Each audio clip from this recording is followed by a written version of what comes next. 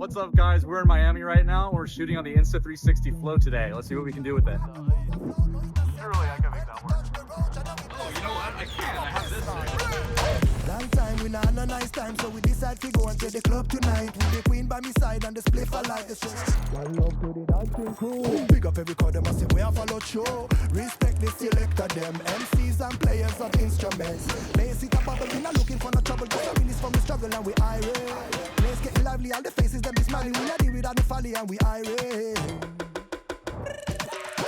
Selector, all I pull up. Tune it a bit but repeat non-stop. Vibe them overflow, you don't know. Just how the thing is going. Rude boy rocking on the place. Girl never wind up them waist. Vibe them overflow, you don't know. Just how the thing is going. Yes, we do give thanks when we go out dance. You know we outside, we are living up. You know we live it up. This is the Insta360 Flow, and honestly, I had way more fun shooting on this than I thought I would. This thing is an absolute beast. It's a 3-axis phone stabilizer that literally fits in your pocket, and I can attest to that because I walked around with this thing in my pocket for like 2 weeks straight. It makes phone footage look cinematic and professional, which is insane. I never in a million years would have thought I'd be saying that because it's iPhone footage, but I was actually super impressed with the result it gave.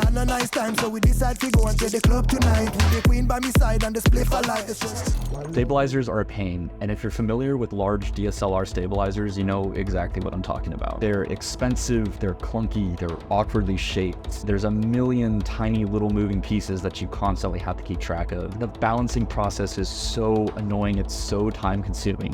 You always it never works the first time. This thing is actually the complete opposite of that. Instead of having to tighten screws, the Flow comes with this little magnetic piece that goes in the back of any generic smartphone. It just attaches straight to the gimbal, and then it just flips up. And you're good to go. I'm not even exaggerating. This is one of the easiest tools I've gotten the chance to work with because it's so simple. Now, unlike other stabilizers, the Flow is really cool because it links directly to your smartphone through the app. That integration is really cool because it allows you to use features that other stabilizers can't deliver, such as in-camera tracking and other effects that you just can't really get anywhere else. Personally, I'm a bit of a purist when it comes to stuff like this, so my favorite features aren't in the app, but they're actually on the outside of the gimbal itself. The Flow comes equipped with this super sick touch dial that allows you to switch between the different gimbal modes. It comes with auto mode, which is an automated adaptive stabilization experience. Follow mode, which is designed for dynamic shots where the camera follows the subject or movement. Pan follow, which is a mode useful when you want to capture smooth, horizontal, or vertical panning shots. And FPV mode, which is what I'm using mostly here, that gives you this cool first-person point of view effect. The gimbal also has a trigger on the back of the handle that lets you quickly swap between a selfie and normal shooting mode, as well as a super accessible zoom dial that lets you punch in without needing to touch your phone screen. Recently, I've been a big fan of these fast-paced tech labs videos that I've been seeing where people are doing like AI replacements and all sorts of crazy tracking stuff, and I wanted to see if this phone stabilizer could do the exact same thing. The results were actually crazy. A lot of the time I didn't even need to track and post. This thing just holds a focal point so well. It was actually kind of astounding to me. So I thought I'd do a quick tutorial on how I shot all this on my phone and also go through some of the behind the scenes stuff, how I edit it and process it later in post. It's super simple, anyone can do it, and once you have the basics of this, you can go and add your own creative flair to it to create something really sick. Let's get into it. Super cool if I did like a hand transition. Oh! So I want to keep this relatively straightforward because I could go into depth on this, but this video would take 15 minutes and we don't have time for that right now. So here's what we're going to do. I'm going to show you the step-by-step process on how to do this from shooting to editing. To start with this effect, you want to shoot in FPV mode and you want to find a subject to focus on. So for this example, I'm using this graffiti skull that we found in Miami that I thought looked pretty cool. Now, the way you shoot does matter. You want to keep your subject in focus in the center of your screen the whole time. That's the most important part of all this, but your movement does make this editing process a little bit easier depending on how you do it. For me, I like using slow, methodical movements, maybe walking into my subject, walking out, kind of arcing around left and right. Totally up to you. Experiment with different stuff, but this is how I like to do it. Kind of like this, making sure I'm keeping that subject in focus. Once you have your shots, open it up in DaVinci Resolve. This is a good way to learn if you haven't used this before. And we're going to make this super simple. With your clip in DaVinci, you're going to press Command or Control R, and you're going to open up your speed graph. Then find a point on your clip where you really want the speed to speed up and slow down.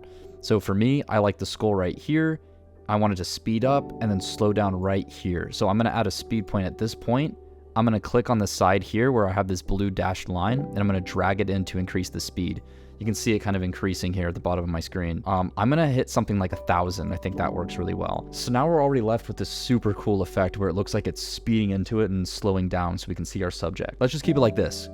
Essentially, this style is just a bunch of these clips kind of piled on top of each other. So as long as you can do something as simple as this, you're set. Like, this is debatably the hardest part. Now, if you wanted to take this a step further, you can right click your clip and you can click retime curve, and then you can see this little point, this little keyframe right here where the speed changes. Select that, press this little curve button, and it's going to add a nice little dip to your graph. What that does is that just makes the speed change a little bit smoother so it doesn't look as jittery and sharp.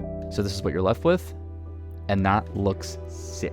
Now what you're going to do is right click your clip, click new fusion clip, and then open up the fusion tab. To keep things simple, you're going to click on media in 1, press shift plus space, type in planar tracker, and press enter. Then what you'll do is go over to the inspector window, change motion type from perspective to translation, draw a little window around the subject that you want to track. For me, it's this cool looking skull.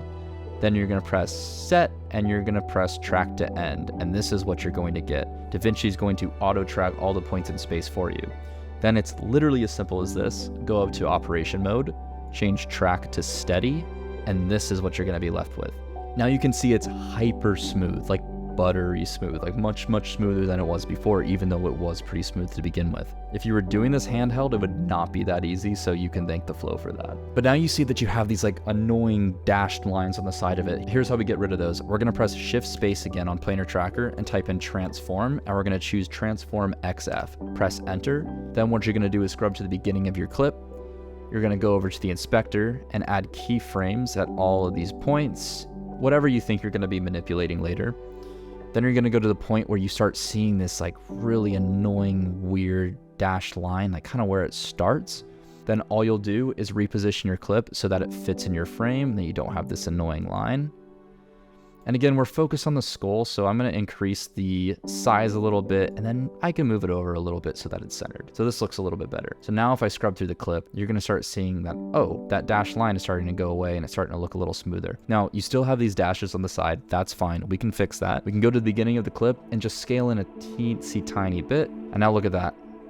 No more bars. This looks sick. I mean, you've successfully stabilized your Insta360 Flow footage, which is super cool. The fact that you can even do this on a phone stabilizer is mind-blowing. Now that you know how to do the basics of this, you can add as much crazy stuff as you want. You can make more complicated speed ramps. You could add AI replacements or all sorts of crazy things. The basis is what's important here, and all of that and more can be done on the Insta360 Flow. Thanks for watching. I'm gonna do another cool trick.